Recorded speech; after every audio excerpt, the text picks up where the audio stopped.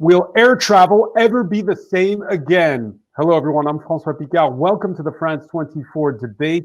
The COVID-19 pandemic has grounded the airline industry to a near halt, with stay-at-home orders killing business travel and tourism, while authorities scramble to find ways to make flying safe again. Will air travel ever be the same? It's the same question we asked after September 11th. The answer back then was no. But even if there is a vaccine this time, a treatment, will globalization be the same? Will we still hop on a jet for a board meeting or take that cheap package holiday on a whim?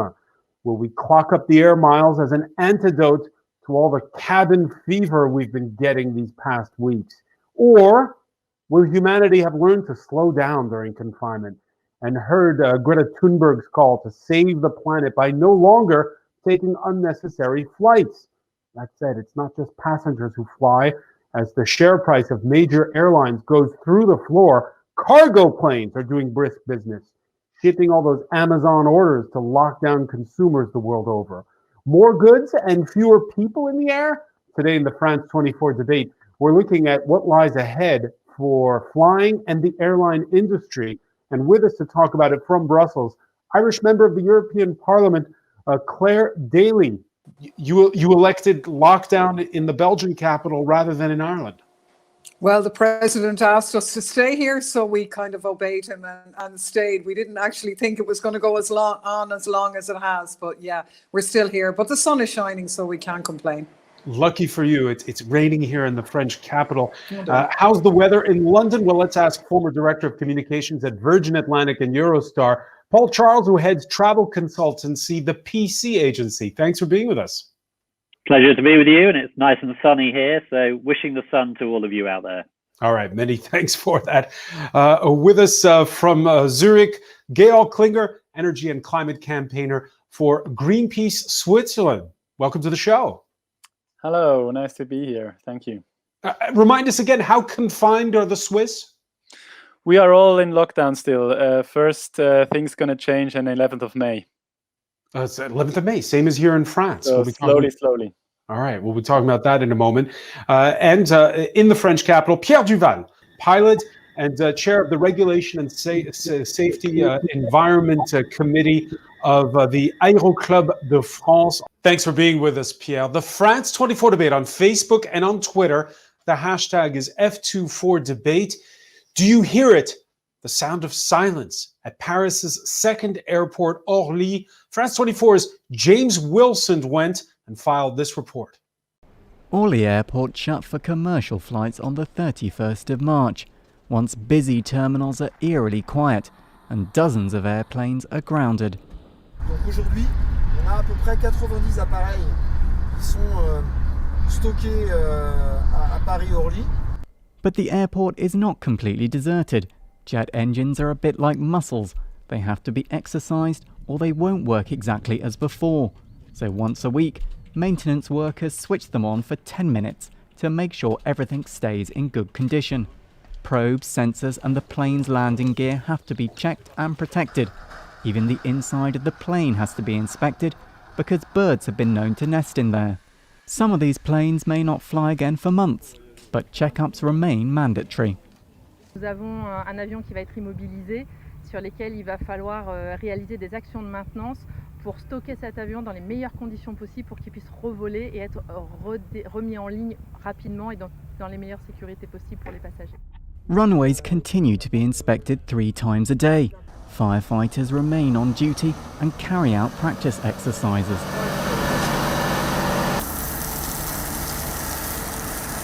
In the airport's operations centre, everything is unusually calm.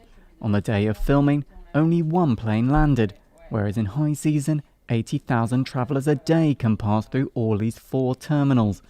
And even though a return to normal is a long way off, it's something management is already thinking about. L'enjeu, c'est la remise en route. C'est la remise en route dans de bonnes conditions. C'est aussi finalement de permettre à nos clients, quand on reprendra les opérations commerciales, de leur offrir les meilleures conditions possibles pour reprendre des vols, puisqu'en fait on sait tous que la confiance sera essentielle à la reprise des opérations. Orly had a record year in 2019, but now, like the aviation industry across the globe, it's facing the biggest crisis in its history. All it can do now is plan, prepare, and hope it's all over soon. Paul Charles, what's your reaction when you see the command center room at Orly Airport empty? Well, it's obviously sad to see any sector, whether it's the airline industry or any other, suffer at the moment. But clearly the airline industry is on its knees. Some 62% of aircraft around the world are now grounded. That's 16,500 planes. And it's going to take 2 to 3 years to get those planes back to normality. So it's sad to see, and the industry has one hell of a position now that it's in that it's never seen before. Even after 9/11, even after other crises around the world, we've never seen anything like this. And it's going to mean we're going to have to be very clever, very innovative in the way that airlines bounce back over the next 2 to 3 years. And as I'm sure we'll talk about, it needs to be done in a very sustainable way as well. Yeah, and how to bounce back. The first point is to win back the trust of authorities and travelers alike. So we've heard that there's going to be, when France announces new deconfinement measures, quarantine perhaps, the way they've been doing it in places like South Korea for air travelers. That's going to, of course, discourage tourists from coming if they know that they're going to have to spend first 2 weeks in confinement. And then, of course, there's the issue of under what conditions you do deconfine. How strict at this particular point in time should we be when it comes to whether or not you get to fly? Pierre Duval. Well, I think I would say that first, there will be a lot of differences between the different areas of the world. I would bet that in Asia, it will be easier with a lot less aircraft on the aprons, and the same in the US. Europe will face the larger challenge because there may not be exactly the same situation in every country because we are still not really united. The second thing is you have not to be late compared to the others. There will be a lot of competition in the fact of putting this big machine back into movement. I think the European situation is by far more complex. All right, the picture's breaking up a little bit. We'll try to get back to you in a second. Apologies for that. Let me ask you, Claire Daly. France had to clarify on Sunday, saying those coming in from Schengen zone countries and from the UK wouldn't have to go through quarantine. What should be harmonized rules? We heard Pierre Duval say that the problem with Europe is there's different rules for each country. What should be the standard? Yeah, I mean, look, I think it's going to be very, very difficult because apart from redeveloping trust, many citizens will not have the economic means to travel anyway. I mean, it has been a problem of the virus that the instinct of many countries was to lock up the borders and to impose restrictions there, where Europe has tried to build itself on the idea of free movement. That hasn't really been happening. I think there should be an opening up. I mean, if cafes and hairdressers and so on can begin to open up, well, then the border should open up and there should be unity across borders in that end. But I don't think things are ever going to be the same again. I mean, we've had crisis in aviation before, but this is radically different. I really believe that people won't fly in the same way again, and certainly not in the short term. Certainly not in the short term. Gail Klinger, you agree?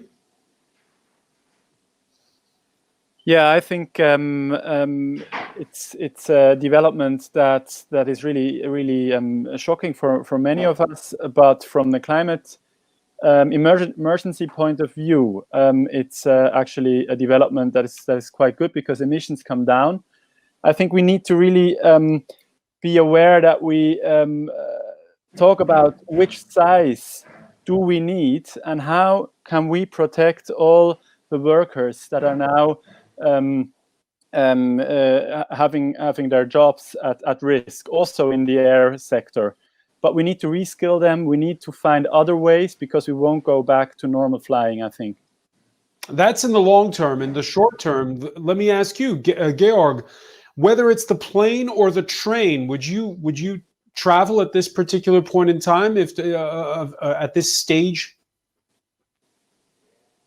I think short travels is okay. Like the trains are running here in Switzerland, and you can take them if you need to go anywhere. But of course, it's very restricted. It's only for things you really need to do. You need to meet someone to help, or you need to go to shop something you can't find, or something like that. But of course, it's the traffic is way down. All right, there was the traffic that's way down. Paul Charles, how do you convince people to get back on planes, to get back in trains? Well, first of all, the virus is not going to kill off the human DNA that wants to travel. We all want to meet people. We all want to visit friends and family. So that's why I firmly believe that we will be traveling again, even if in the short term it's going to be difficult.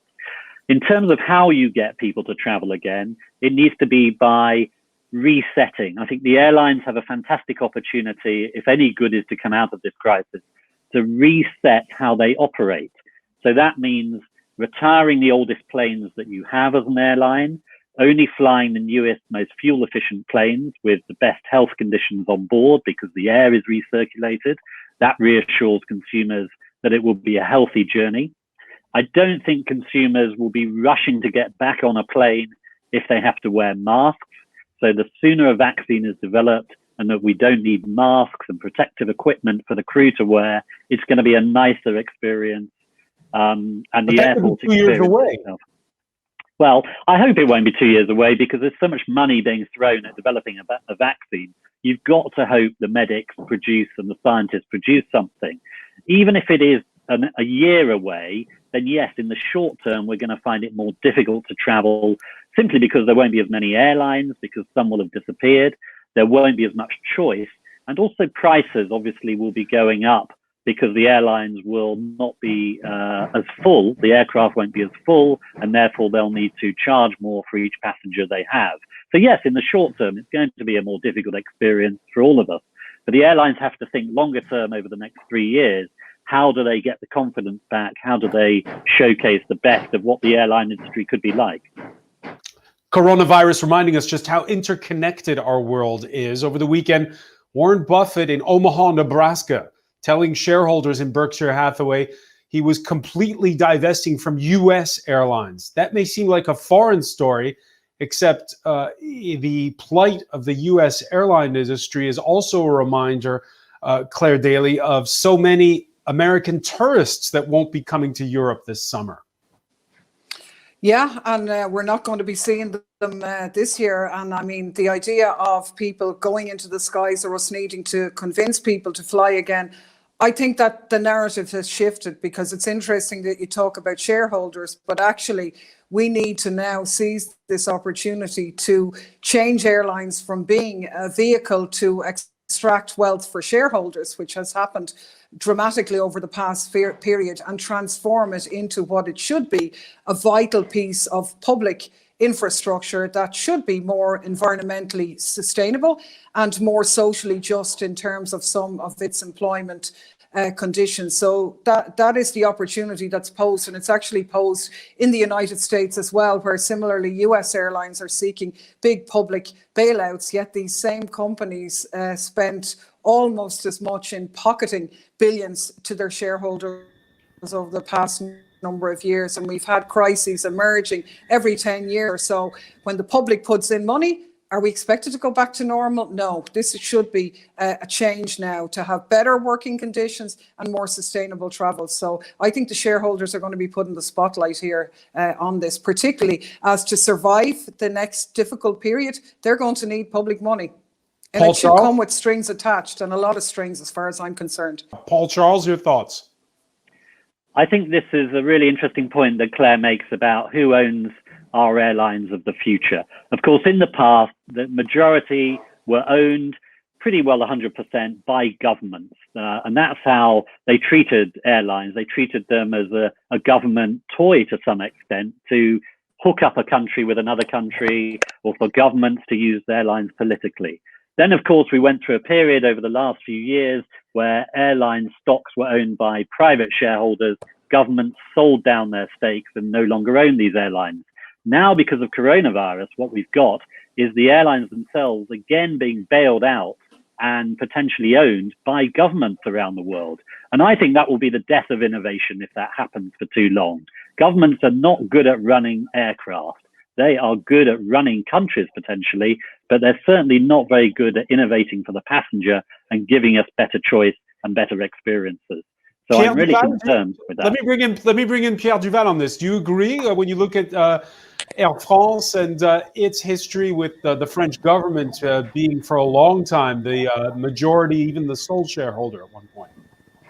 I think that an airline is a lot more than just a tool for transportation. An airline is also a way for the country to reach out to other countries. It's also a way you can give the opportunity to people to come to visit you. When you're in France and you have number 2, I think it's the second largest tourist country in the world, you need to have an airline based in Paris in order to make sure that people can come to your place and spend their dollars there, yen or whatever here. So this is something very important for us, just to make sure that we have one airline. Then the fact that we have difficulties to run an airline from a government point of view is real. But that's right. And it's not a mission for a government, but we have to have these tools. So it's normal that the government be involved when we have to have some crisis, when we have some crisis like this one. All right. Again, we seem to have slight audio issues there with Pierre. We're going to try to sort those out. Georg Klinger, your thoughts? Switzerland, it had a national carrier go under once. Your thoughts on whether or not a flagship carrier with the state playing a big role? How important is that? I just think we could do much better by combining the different modes of transport. To have trains for a short distance, we could go almost everywhere in Europe by train without any problem. And if we would have night trains, we could just sleep there and arrive in the morning. So we don't need the planes for all this. I think in Switzerland, about 80% of all travelers, they travel to another spot in Europe. So we could cut down this enormously. And I'm not sure if we stay in the current mode with the private owners of those airplanes, that this ever will happen. So we need to kind of think it together to achieve the goal of the Paris agreements. Otherwise, we'll never achieve it. And that's where I come in, arguing that it's good to have a state saying more there and have clear boundaries to where we need to arrive with the emissions of those airplanes. All right, but of course the traveling less. It's a double-edged sword, Georg. It's a tricky one, right? Because on the one hand, if we impose stricter rules on less travel, does that mean it'll only be the rich that get to travel? No, I think we need to think of it. I'm fully there with Paul also saying that people want to travel, but I think we need to think about what does travel mean? Does it need to be a 8 hours flight, or is it good if it's a train ride somewhere in Europe? Does it need to be far away? Can it be closer? I think there we can debate a lot.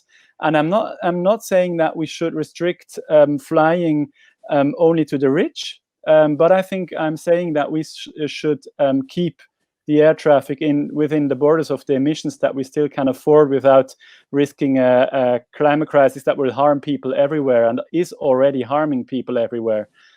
And that's where the state needs to come in. So to assure that we have what we really need from airplanes, and the rest we can organize differently. All right, and that brings us to the topic of budget carriers, which have been the main cog for travel throughout Europe for people on a budget, for medium haul flights and short haul flights. We heard very outspoken words from the head of Ryanair, Michael O'Leary, telling the Financial Times, we can't make money on 66% load factors. In other words, he doesn't want social distancing on planes with one empty seat, for instance. Even if you do that, the middle seat doesn't deliver any social distancing. So it's kind of an idiotic idea that doesn't achieve anything anyway. First off, do you agree, Claire Daly, with Michael O'Leary? I mean, look, this is not new from Michael O'Leary. He loves to grab the headlines by his outrageous commentary. And actually, huge numbers of his staff were seriously disconcerted about the lack of protection they were giving in the days before the lockdown in having to fly in those circumstances. So look, this is just more headline grabbing from Michael O'Leary, the same airline that has announced thousands of job losses. They say they're going to cut 1,000 jobs now.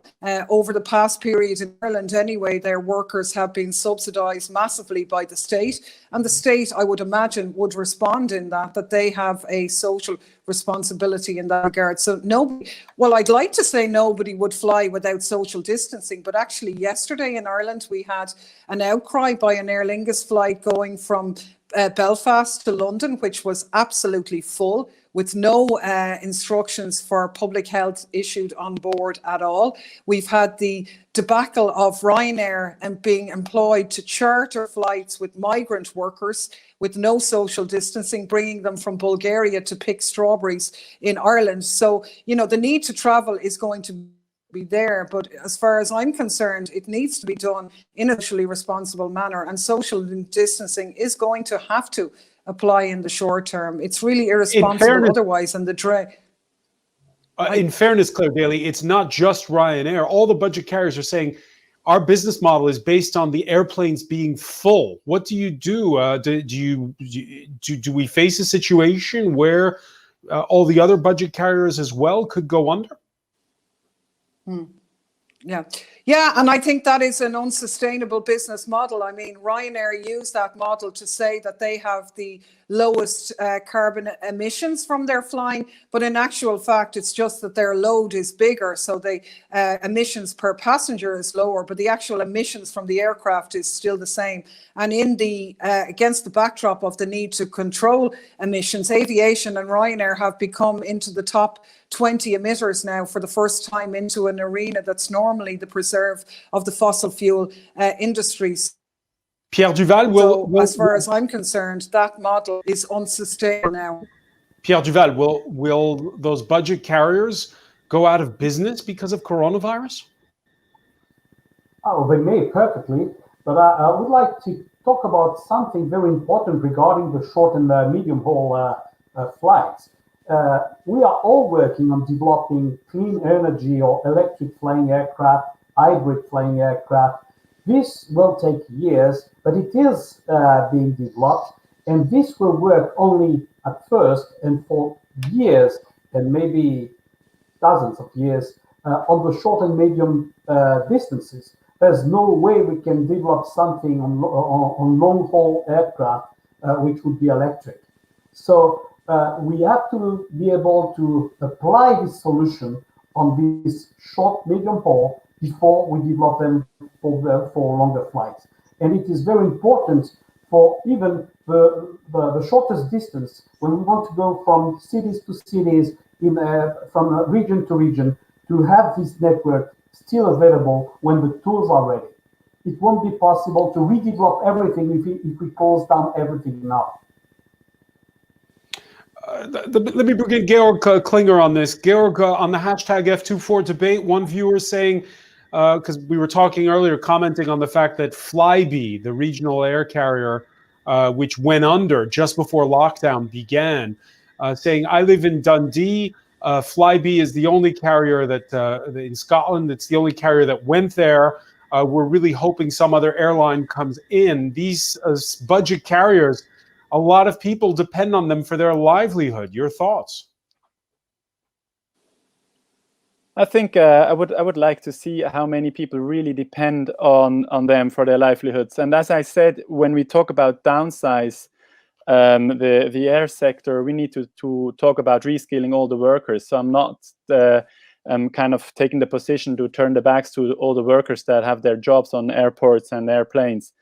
But we need to be really aware of the climate crisis. We can't forget that one. It's people dying of already, and science is quite clear. We can't afford an ever-growing air sector there. So we really need to see, like, if we need to transport medicine or we need to transport someone for an emergency, it's okay. But we don't need to fly in asparagus from Peru, and we also don't need to think that only holidays far away are fine. And as we see now in this call, we can perfectly meet in this digital space without flying to meet in a studio. So I think also these solutions will have a boost that will replace the air traffic. But what do you say? What do you say to the viewer in Dundee? There aren't a million airlines he can choose from here, and how does he get around? I think there is other means of transport to get around, and if it's, I think there is no kind of basic right to be, that you can fly anywhere when you every time you want. I think there is a kind of we need to take care of our planet to make sure that our kids will have a good stay on this planet. And climate science shows really clearly that we can't continue with the emissions as we do. And I think we could go very easily in a liberal way if we just have the rule, for example, that we really take out all the carbon we emit out of the air and put it back down. So we already know about 500 euros per ton we would need to pay. Now it will get cheaper, but that would be a fair solution to really get this carbon down. And I also think we need to think like, how can we replace? So how much does somebody who lives in Dundee really needs the airplane to go somewhere, and how much this can be replaced by other transport means? Do you agree with that, Paul Charles? Well, I think fundamentally the economy is going to decide here what happens over the next 2 to 3 years. As a result of coronavirus, economies are going to be facing a nightmare over the next year to 2 years at least. And so the last thing we want to be doing is to be removing jobs out of this economy.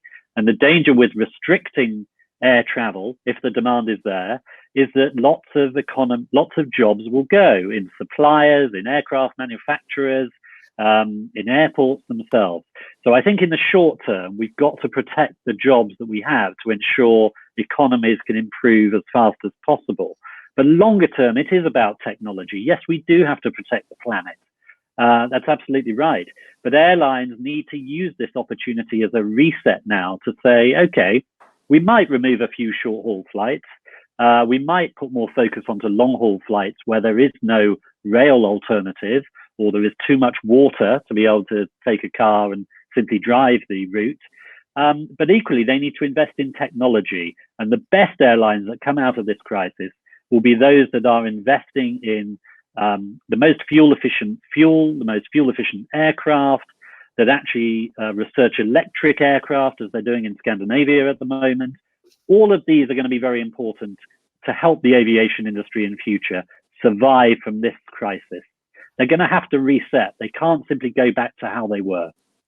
All right, Pierre Duval, your thoughts on this and on how the airline industry is going to rebound? The first thing, there's a fantastic opportunity for the whole society here, which is replacing the older generation aircraft by newer generation. And that would be a very big plus on the climate side of it, because the new aircraft are still eating up a lot less than the previous ones. What we can see is almost the end of all the four jets, the four engines jet in the future. The Boeing 747 is stopping. The Airbus 340 is going down too. And the new generation of Airbus 350 and so on is coming. What is coming also, and we have to be quite careful about that, is technology from Asia, which may not be as advanced as what we have now, but which will recompose the landscape over there.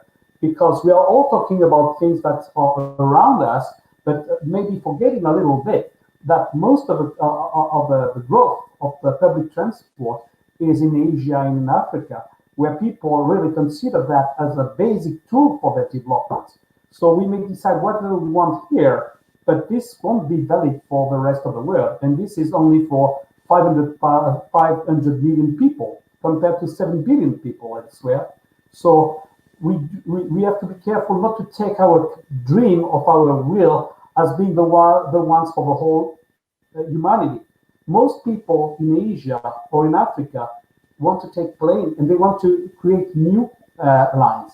We have to provide them and we have to provide everybody with new technologies, allowing these people and us to use this fantastic tool with a less impact on the world and on the climate. This is why the topic may not be to try to stop airplanes or airlines here or anywhere, but to really push and support the development of these new technologies in order really to protect the climate and the life of people.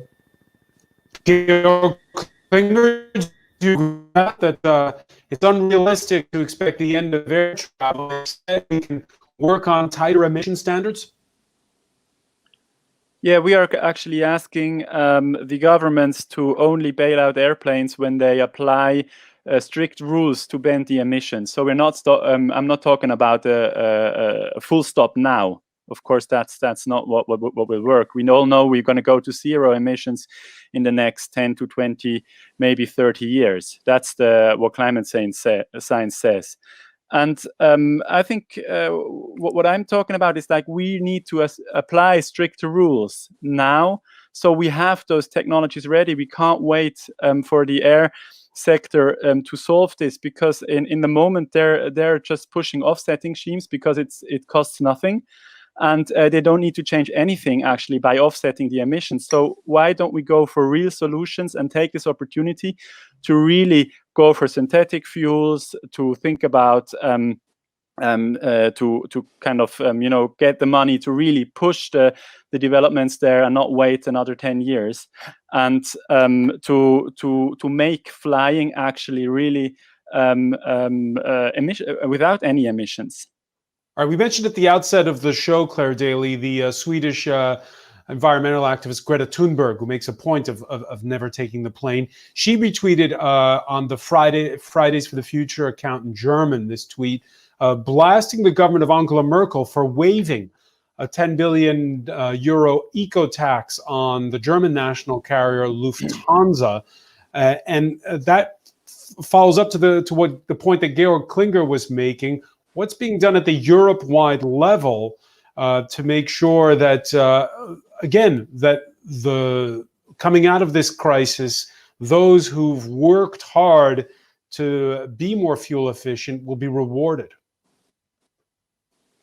Well, I mean, that's the 50 billion euro question, really, isn't it? I mean, on the one hand, the European Commission has loosened the state aid rules and has allowed the national governments to technically bail out their carriers or their airline or other industry as they see fit.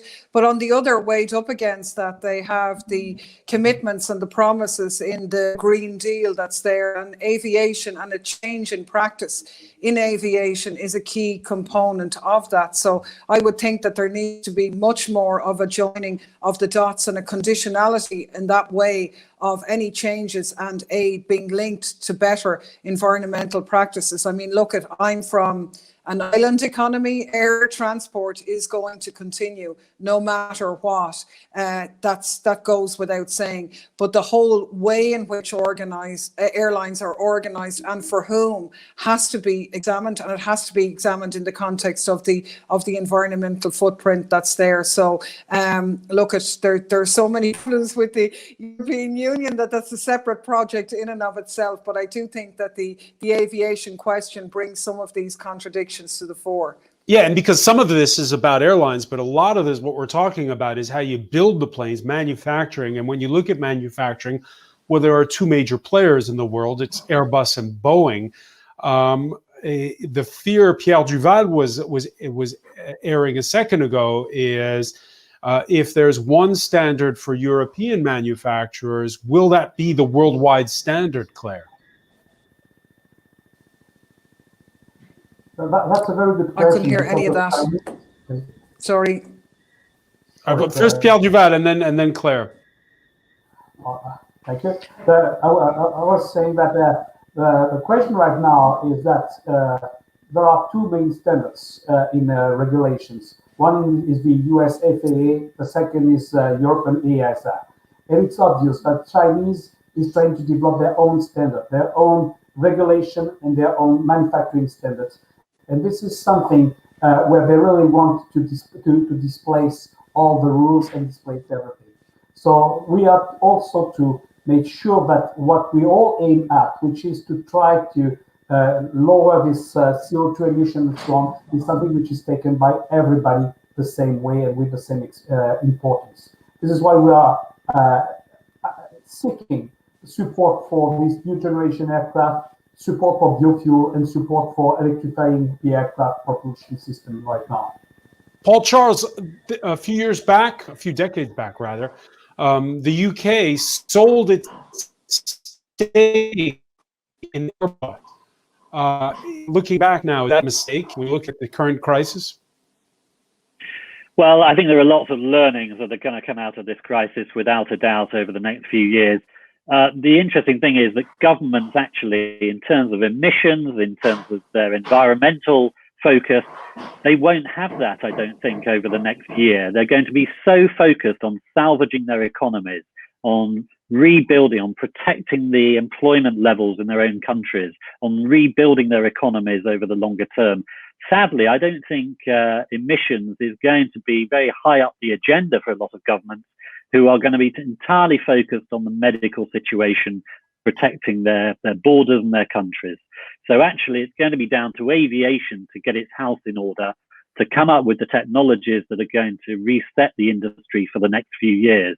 But it's some way off. We're still going to be having this debate in 20 years' time about the right emissions levels, the right fuels to be used, and how clean those fuels are.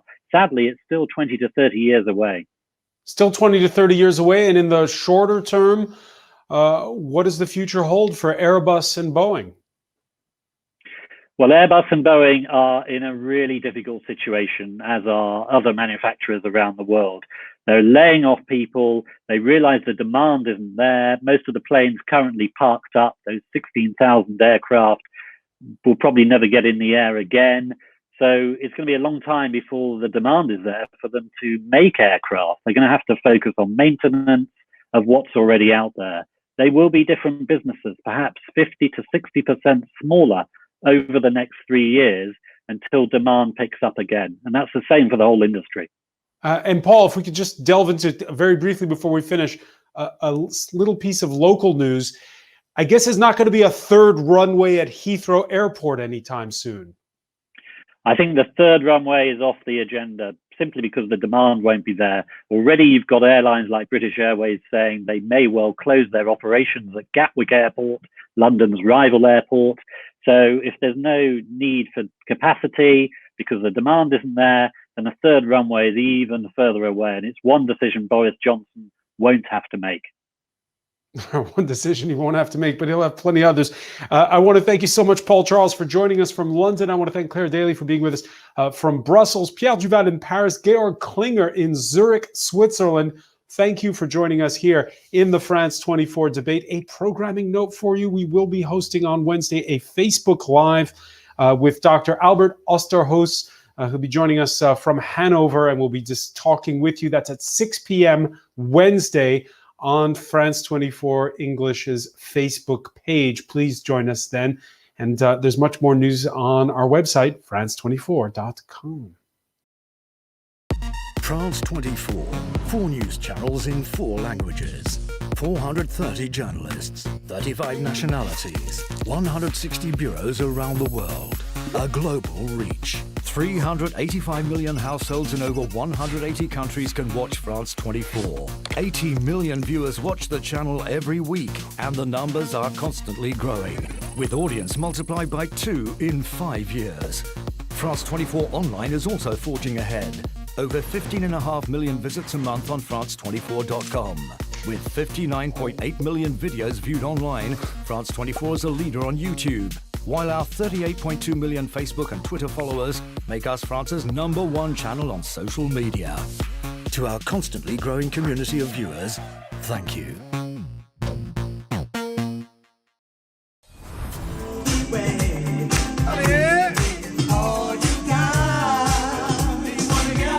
Hi guys, this is Bob Sacla on France 24. Join me for my daily set from my lockdown in Paris. Encore on France 24 and France24.com.